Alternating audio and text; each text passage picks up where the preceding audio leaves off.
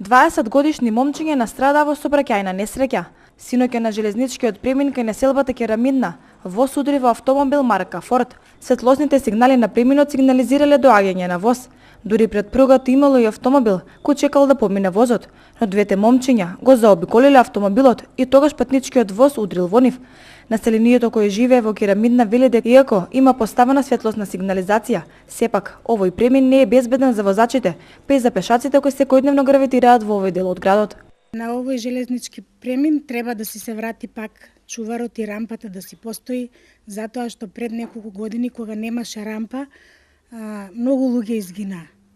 И сега, еве, од кога е исклучена рампата, пак сигнализацијата не е добро направена, не трепкат, не светат, секогаш со страв кога се поминува. Имаше 20 железничари смена, ги ставија настрана, поставија семафори, али не се редовни, не работат, прекиди прават, заглавуваат, светат, некој цел ден.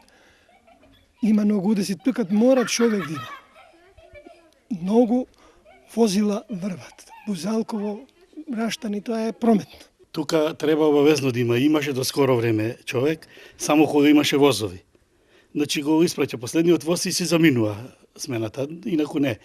А сега више и тој човек е отсклонен. Тука обавезно треба, тука тој премин не е безбеден.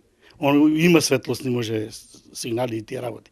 Али тоа не може секој навре, тоа се моменти, ако е спуштена рампата, сигурно не може да помиш, не? Па да се постават за ништо друго некои рампи. Автоматски, колку толку е посигурно, или да се врати човекот што беше тука на рампата. Да биде сигурно дека е пуштена рампата, дека не идува воз, да се знае.